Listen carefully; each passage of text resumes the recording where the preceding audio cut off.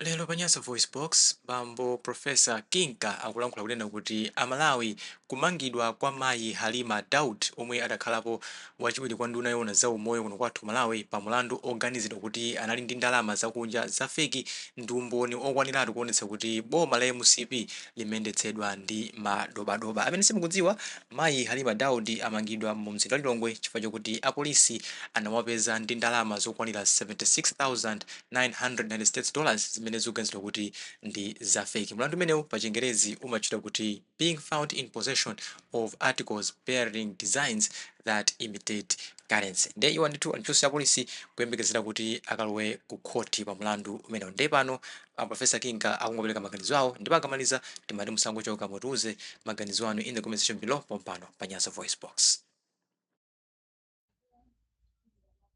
Maiko izizi zimene zimachitika pa zochita anthu ombuli, anthu osaphunzira, anthu amene amakhala ndi kuthekera kwambiri kuipanga ndalama ya fake. Maiko akunja ndi kumalemera. Sizoyenera kuchita anthu oti adapita ku sukulu, komanso ma civil servant, komanso anthu okuti mwina tikhoza kukamba kuti ali part of the three arms of the government. Chifukwa tikamakamba nkhani kuza three arms of the government, three branches of the government, we are talking about executive, judiciary and legislative. So tikamakamba zokuza ndi executive ndiye kuti tikuyangana the ministries amakhalanso ali komweko. Awawa adali nduna, omwewanso adali phungu, ndiye kuti amapezekaso the two arms of government, ku parliament komanso ku executive. Sanali nduna komanso adali phungu omwewa. Ndiye timafuna tikambe kuti ngati iwo amapanga zimene zizo munthu ona kuti anali pa three arms of the government, kumapanga za udobadoba ngati anthu amene amakapanga utsinganga kunja, omwe utsinganga sakudziwa, kupanga pretending ngati mtsinganga, ndi kumapanga ndalama za fake. Kumene kuchako ndi kumapanga ndalama za fake, ndi kumanamiza anthu maiko akunja mudzina lona kuti ndine mbusa prophet. Kumapanga ndalama za fake, kumapanga mapemphero mbusa muchalichi, ndi kumapeza anthu ngati mufuna kuona naye perekani 15,000 rand, anthu ndi kumalemera. Anthu ena amati ndine mtsinganga ndi mapanga ndalama za fake, anthu ndi kumalemera. Ndi zimene amapanga atu apa. Halima Daud kudowa mwapwetekesa anthu akudowa kwambiri kasungu chifukwa ndikuudzeni chisisi chimodzi. Zomwe mumapangazi zinapangisa alimi achikumbe tikukamba pano anthu ambiri amwalira chifukwa cha stroke. Abesa ndalama ndi anthu odzungulira madera ngati Mangochi, Dzomba, Machinga. Anyamata ambiri alemera moti adasiya kupita maiko akunja ku South Africa. Nkhani yake ife titapanga research kuziona ndi maso, anthu amene akuvutika kuombedwa ndi anthu achikumbe olima folia kudowa. Chifukwa chona kuti iniyo mukukwanisa kupanga $, muli ndi zimakina zopanga $. Ndiye chifukwa cha zimene zijazo anthu aja mukuwaonesa kuti mayi Daudi akupanga $, akumachita kupanga ndalama okha. Kumene kuja kukumabwera advert ya anthu ena asinganga kunena kuti ndalama ife timapanga, ati mufuna kulemera mubwere kwa ine mupereke ndalama yokwana 200,000. Iniyo chifukwa chona kuti MP awo akudziona ndithu akupanga ndalama, akumva zona kuti mukafuna $, mupite kwa Halima Daud. Chifukwa chona kuti akulephera kukufikirani anthu aja adadzikhulupirira ngati zoona, abesatu anthu ndalama. Anthu akubesa ndalama. Mukamaona pa platform pa ndi ma platform ena, pakumabwera ma advert a anthu achichewa ndi kumakamba zokuti tikupanga ndalama, mukamaonesesa anthu aja kumayankhula chichewa. Koma mukaonesesa malulimi aja sachichewa. Mukaonesesa malulimi aja anthu aja si achichewa, sachitumbuka, koma akumabwera ndi kumautsa anthu kuti ife timapanga ndalama. Chifukwa chonena kuti anthu amene akujichirika ndi kukopeka ndi anthu okuti ndachewa achikumbe. Ma customer ena ali onse amene munthu kumana kuti ndapeza ndalama, customer wanditumiza ndalama, munthu oti akupanga advert kumalowa kuma Facebook achikumbe pa Central Region, akumakhala anthu akakudowa ku Kasuku kunkhota-kota. Kumapitanso chigawo chakumpo. Chifukwa chonena kuti anthu aja izi mwapwetekesa, izi zomwe mwakhala mukupangazi.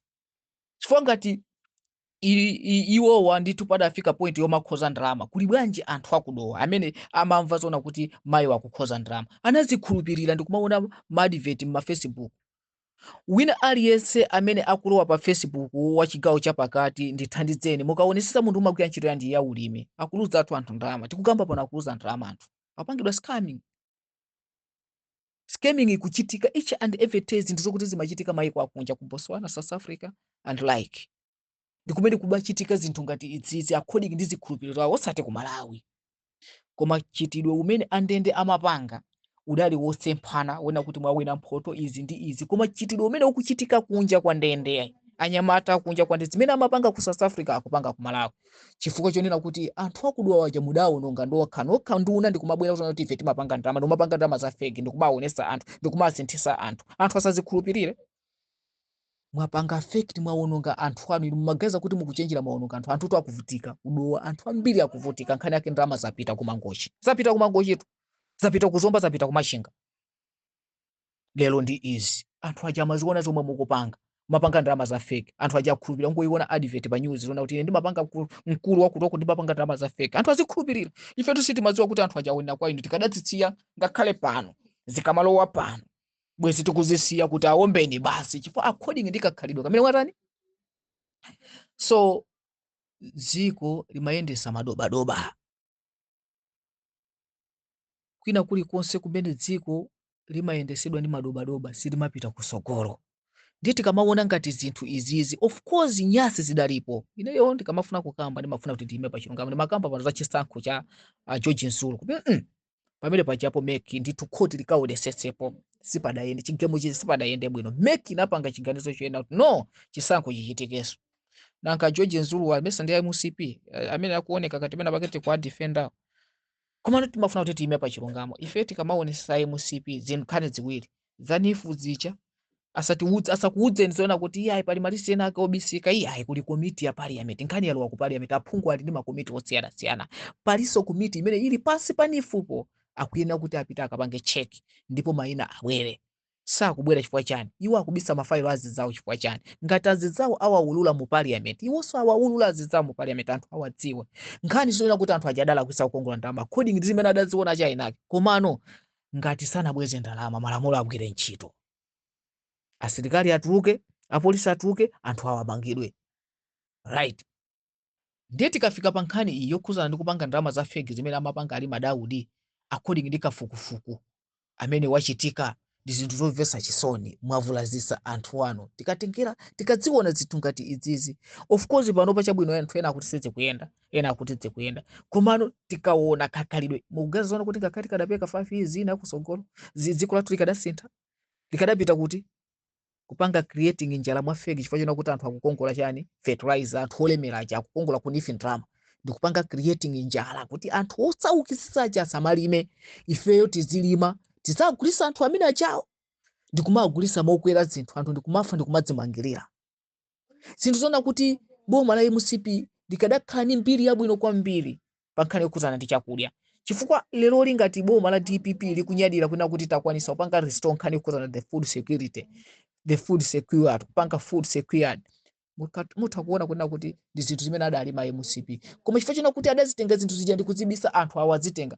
zikuoneka kuti anthu andi madolo zomwe zikanakhala kuti chakwera akadafuna mvundo policy imene iyi pathawi imene amapanga campaign kutenga chakudya chija ndi kuwapasa anthu ndikukhala mbuye pena paliponse akanachoka ndi legacy yabwino kuti anthu amadziwa kulima zidafika motero koma adalimba mtima anthu aja ndithu kubisa chakudya kuti bwaza akhale ndalama anthu akumwalira zosati zake achoka boma ndizizona kuti mwina tikhoza kukamba kuti mtaje uli manja adali ndi zonse zowathekera kuti bwera mwake chisankho chija chiwayendere bwino komano adalimba mtima kwalimbira anthu ovutika zosati zake ndi kuli apa tiziti ya ineyo ndisilepo